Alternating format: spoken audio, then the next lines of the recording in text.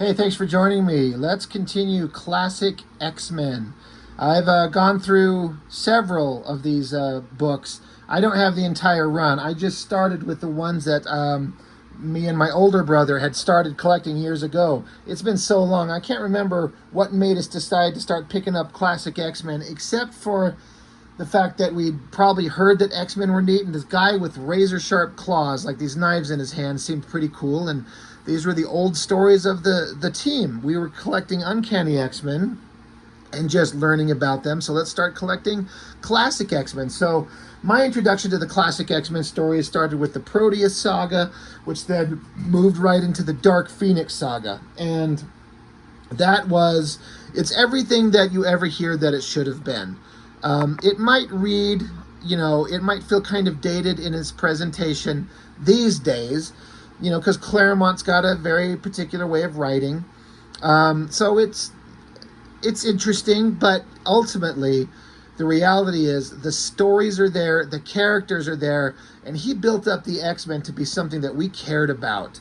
And that's, in my opinion, how and why they became so hyper popular is the stuff that Claremont started. I don't think there's anybody that would debate that. But the Proteus saga was amazing. The Dark Phoenix saga was incredible. And then the last issue that we reviewed was this one, which was basically, so it's the story following up immediately after the end of the Phoenix saga where Jean Grey died. And it's kind of, I think I referred to it as like X-Men Grand Design, like the prototype, where the entire issue is Cyclops after the funeral of Jean Grey thinking about the history of the X-Men and everything they've been through up to that point. That's what was going on here. Now we're going to take off in some different directions and learn about Wolverine, honestly, which is interesting because as I think about it, back when I was reading X-Men, when I was younger, Wolverine very quickly became my favorite character. And I feel like he's been overdone, overexposed. But the biggest damage they've done to Wolverine is that they've over-explained his past and made it so convoluted and so crazy ridiculous in a way it doesn't need to be. I've made this argument that Wolverine's best possible origin should be and remain a mystery, that we never find out exactly what it is, only bits and pieces here and there, and leave it at that. And that makes for the most interesting Wolverine you can get. But in recent years, they've just kept throwing in so much stuff, I don't even recognize the character anymore. But this is a time when Wolverine was just like the everyman, the guy who likes to go camping, the guy who likes to drink beer, the guy who he's not interested in being a superhero, but the circumstances of his existence kind of led him to a superhero life. Very interesting character. I like him a lot. But what's interesting is you find out some stuff in this book that I didn't realize, because again, this is classic X-Men, so it's a reprint. It's not the original issue. But in this issue, whatever the original issue was, you find out stuff about Wolverine for the first time. So we start out, Angel, they're in the danger room. He's getting metal pipes shot at him. So we do splash page, double splash page. It's all pretty good. There's better double page spreads. I mean, this is John Byrne, Terry Austin. It's all going to be fantastic work. But once again, the X-Men are in the danger room and they're training. But the thing going on here is that Angel, after the Dark Phoenix saga, I guess he's joined up the team, and he's been solo for so long, he's way out of practice. So he's a danger. Yeah, he's in the danger room, but he's a danger. Basically, he's dodging so hard out of the way of the pipe shooting at him that he's going to crash into Nightcrawler. Also, I don't remember noticing this at the time, but Wolverine, it'll bring it up later in the issue. I'm going to spoil it, but Wolverine's wearing a different outfit. This is his brown and tan costume, and to me, this is the best costume Wolverine ever had. It is, to me, the defining one. Most people like the yellow one with the black stripes, the altered version of his original outfit. I feel like this is Wolverine kind of leveling up and maturing and becoming a more interesting character. He's kind of gone to the next level in my mind. But it's not mentioned here. You just, if you're paying attention, you'll see he's in this different costume design. As I understand it, it's a John Byrne design. And I like it. I think it's the best costume design he's ever had. But Angel smacks into Nightcrawler, smacks him off there, and up in the control room, Kitty Pryde, who's brand new to the team, she was introduced in the Dark Phoenix saga, she's joined the X-Men, and so she's watching, so she's young, she's inexperienced, I think she's supposed to be like 14 years old, just a kid. Professor X is watching on, he's like, God, I was worried about this, Angel is so out of shape, out of practice, he's endangering everybody. So I guess he smacked into Nightcrawler so hard, it kind of didn't knock him unconscious, but knocked him silly enough that he's not teleporting out of the way, out of the flaming pit in the ground. So Angel's like, holy shit, Professor X, he's not teleporting, shut the danger room down. But Wolverine, like, all of this happens in the fraction of a second, but they can have all this dialogue and thought. I mean, it's a comic book. It's just how these work. Wolverine's like, don't worry, I got it. He carves a big chunk out of the wall and, like, puts out a metal plate and apparently can stop the falling momentum and mass of Nightcrawler by just holding onto it with his hands to stop him from falling into the flaming pit. Good job, Wolverine. You saved him. Meanwhile, Nightcrawler finally comes back to his senses, so he immediately teleports, but then he reappears right as Colossus is throwing this big robotic, nonsensical thing that he's fighting against. So now Colossus is just throwing it, but now Nightcrawler's in the way. So then Storm has to swoop in. She says, have no fear, Storm is here. Oh, God. Grabs Nightcrawler out of the way, saves him from getting smacked again. But then now Storm, because she got distracted, now she gets grabbed on by these, they look like Dr. Octopus tentacles. I should make sure I point out, if you're reading this book, it's the thing that they have to do in these comics. All the dialogue is to explain who all these characters are. This is Xavier School for Gifted Youngsters. It's a private academy. They're mutants. They have abilities that set them apart. They're in the danger room. But the point is like every comic might be somebody's first, so you have to explain who and what everyone is, and you have to do it in every issue. And that's one of the things that kind of is a difficult read if you're reading them all together at once. You get so much repeat. But it's a trade-off because you kind of have to do that because every comic might be somebody's first, and you need somebody to explain to you what's going on. So Storm gets grabbed by the tentacle things in the danger room. She's being pulled away, so she has to drop Nightcrawler, but tells Colossus to catch him. So then Storm creates a little miniature thunderstorm to fry the electrical circuits of the tentacle thing, so it lets her go, and she lands on the ground. And danger room session is over. Crisis averted. They all were in serious danger for a moment, but they worked as a team and solved the problem, and they're just awesome because they're the X-Men.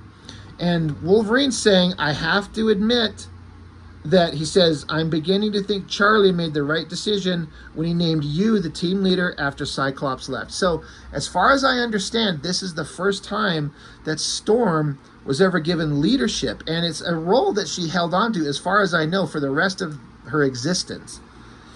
Because the Storm that I know always had some measure of leadership in charge of something.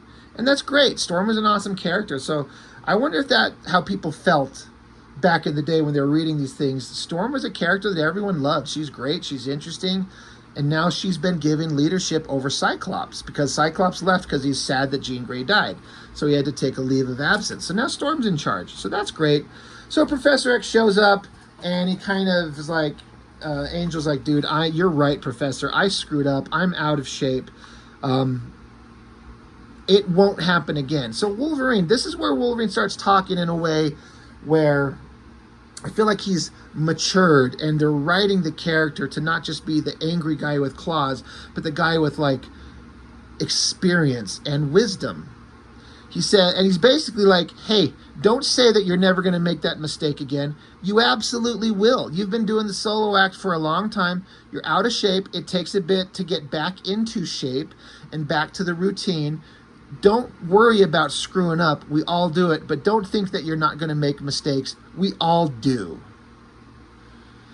So, you know, it's showing that Wolverine's got wisdom, and I like that.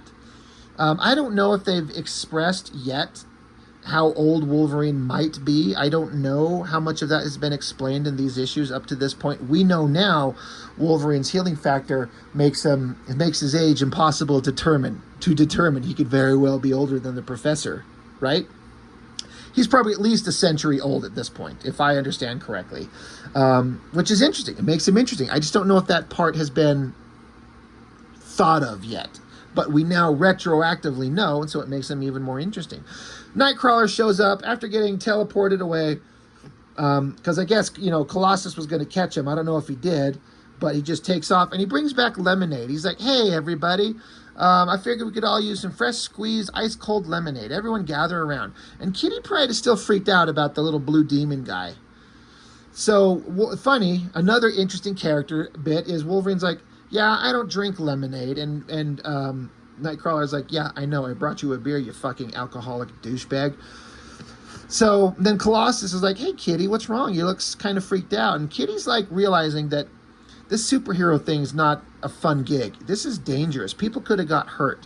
And she's just kind of realizing the seriousness of the situation that she's in. So again, it's all building character. And, Professor X is saying, it's a sensible reaction to have. I'd be concerned if you weren't freaked out. You should be freaked out. It makes you take it seriously. You have a lot to learn, and you'll get there. You're here with us. We will teach you. So I'm like, okay, this is awesome. I'm into it. Meanwhile, they try to give her a name, and so Professor X suggests Ariel, and she hates it. So Storm suggests Sprite, and Kitty loves it. She's like, all right, let's all raise a toast to our new member, Sprite.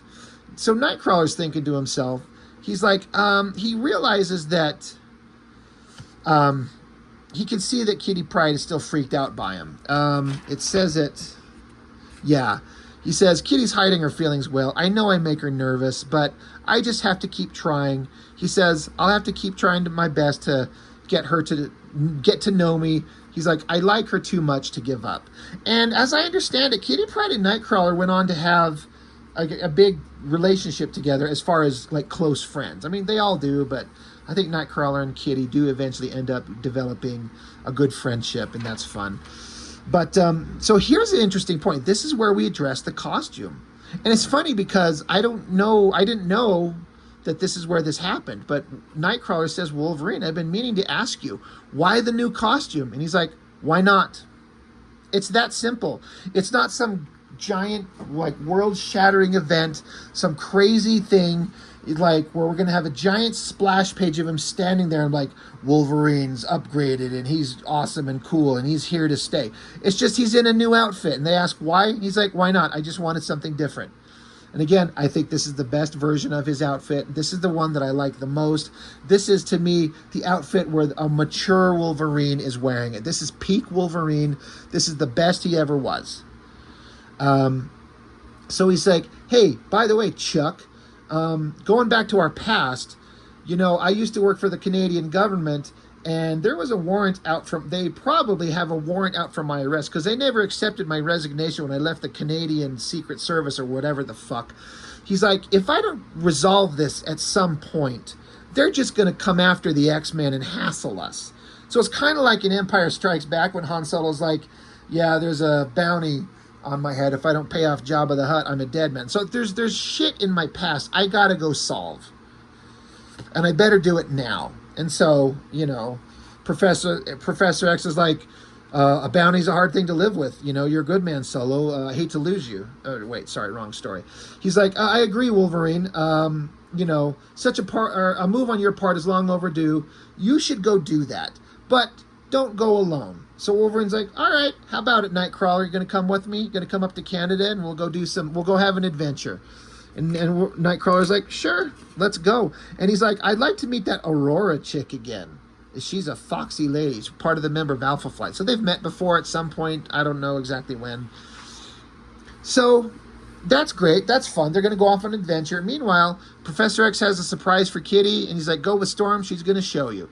So they go to somewhere. It's a dance studio. They can't get in the door, so Kitty Pryde gets to use her powers, like phase through a door. It's blocked off with some garbage, so they make their way inside. It's completely pointless except to show the reader that Kitty Pryde can walk through walls. That's fine. Either way, they go up to the dance studio, and it's Stevie Hunter. This is a character that I remember reading about.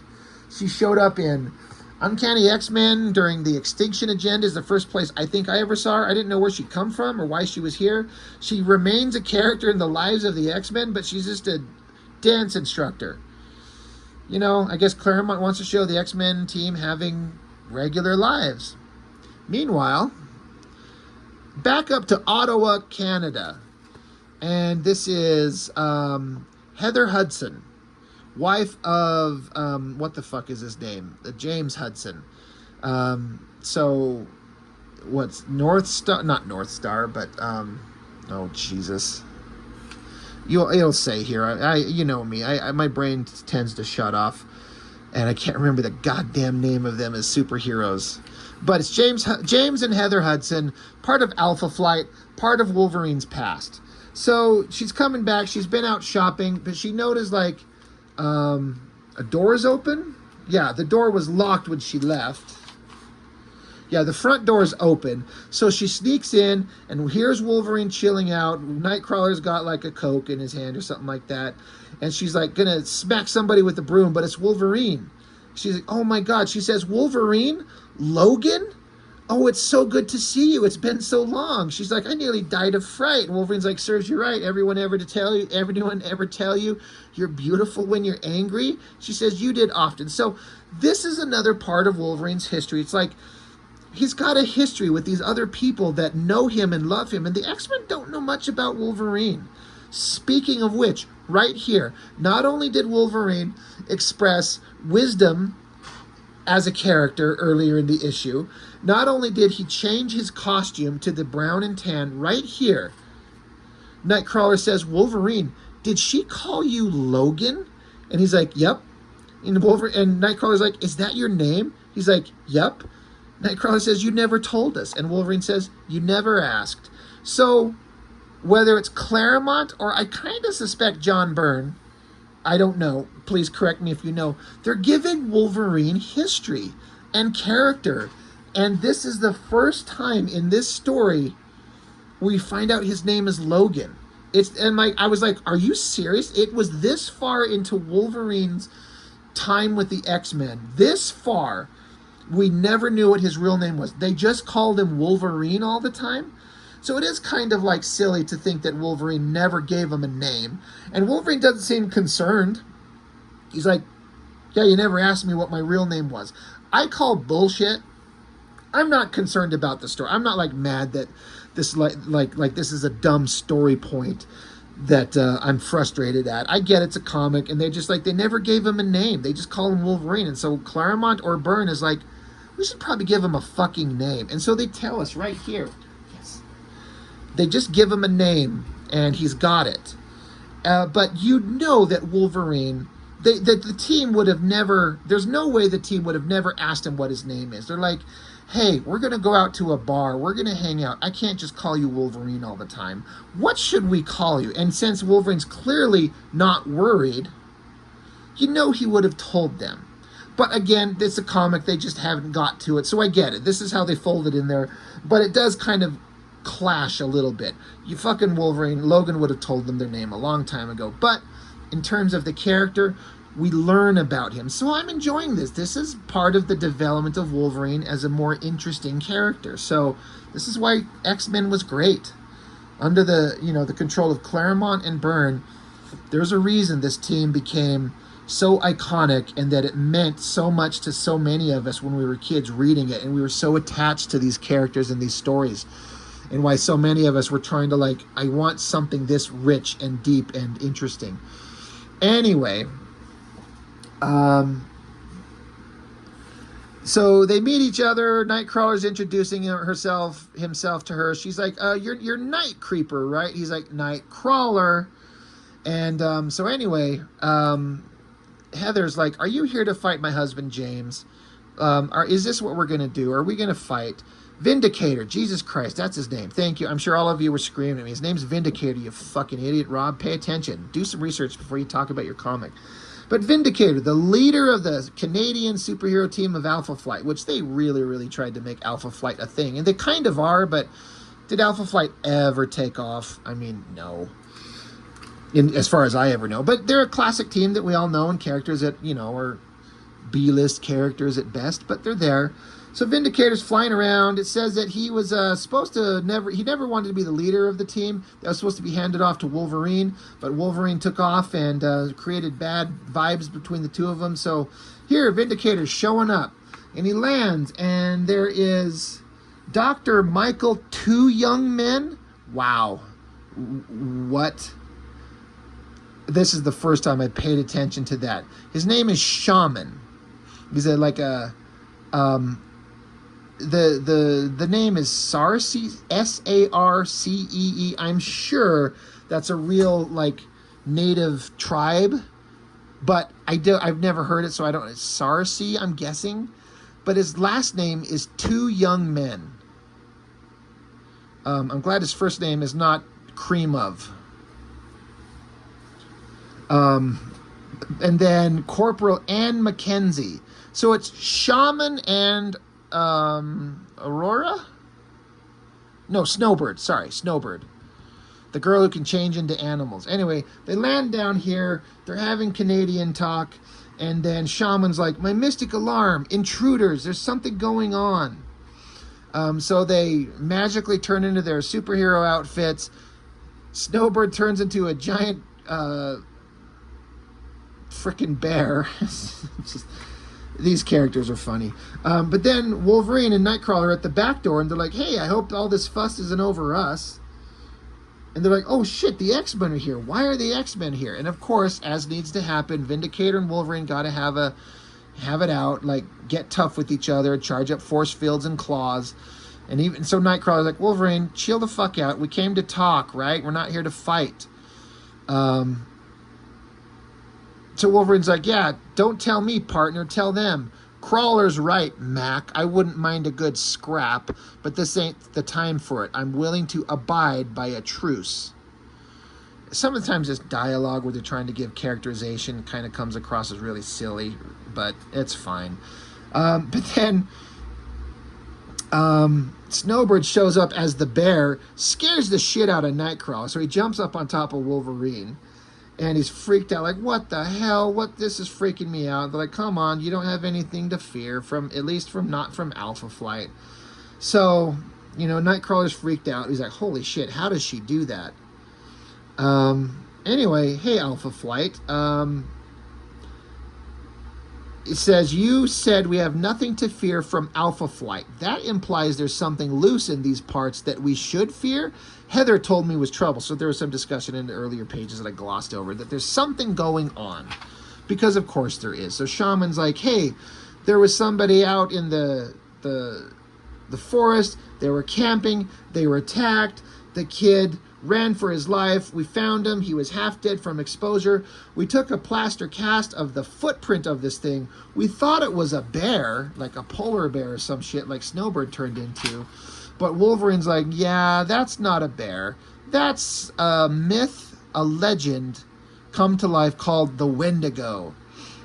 And so he gives kind of a recap of the first time Wolverine was ever shown in a comic book in Hulk, what was it, 162, I think, where Wolverine was introduced, where Hulk was fighting the Wendigo, and Wolverine shows up, and he's supposed to take out the Hulk, but the Wendigo's there, so Wolverine gets in a fight with that, so Hulk and Wolverine team up and take out Wendigo. Wolverine's explaining how, you know, his adamantium claws couldn't puncture the hides of either one of these two guys. They're too damn tough. But Hulk and Wolverine ended up subduing Wendigo, but then Wolverine kept trying to take out Hulk, but couldn't. But then some other bad guy knocks them all out, and so the whole battle's over, and Wolverine never got to finish his fight with the Hulk. So, and then he took off and went and joined the X-Men, or whatever the hell happened. But, you know, so the Wendigo's out there, so they're going to go track it down. And Nightcrawler's like, should we call in the X-Men? This sounds like a major, like, a formidable foe. Should we call for help? And Wolverine's like, no, let it be. This is personal. This is between me and Wendigo. And me and Mac here, there's a lot of grief between us. Maybe this is the time and the place and the chance to get rid of it. Meanwhile, let's get our gear out of the car. So Nightcrawler teleports away, and now Snowbird's kind of like impressed by Nightcrawler. She's like, how does he do that? Meanwhile, they're making their plans of when and where they should track down Wendigo. Where should we go find him at? So then it cuts to a scene of the car outside where Nightcrawler's going to go get their gear. He looks at this beautiful sunset, and he kind of recaps how everything the X-Men have gone through is horrible. Jean Grey just died a few months ago, and they're all miserable and sad. But, you know, and Nightcrawler literally says he's crying. He's literally crying like a baby because he's still sad, and you get it. So, you know, they're referring to the fact that the X-Men just went through a horrible thing. Meanwhile, there's like this alternate vision drawn and colored, interesting, as it gets closer and closer and closer to Nightcrawler. Nightcrawler looks up. He's like, oh, is that you, Wolverine? Have you come to help me? Oh, dear Jesus, Lord, it's the Wendigo. And there he is. So now that fight's going to take off and happen. I actually honestly don't know if I have the next issue of this classic X-Men. I've got a few more issues. I just don't know if I have the next one to this. So I don't know how this story ends. I'll have to dig through my stuff and see if I can find it. But anyway, the whole point of this, that is the most interesting thing, as clearly you can tell by everything I talked about. The story's great, character building for everybody, but we found out some fascinating stuff about Wolverine, and he started becoming the mature, best peak version of who Wolverine would be. And it kind of feels like it starts here. The new costume, the new kind of characterization to show him to have, I mean, he's always been shown to have heart and feeling for being a short little scrappy fighter that wants to, you know, he'll take on any fight anytime, anywhere. But he's smarter than you'd think.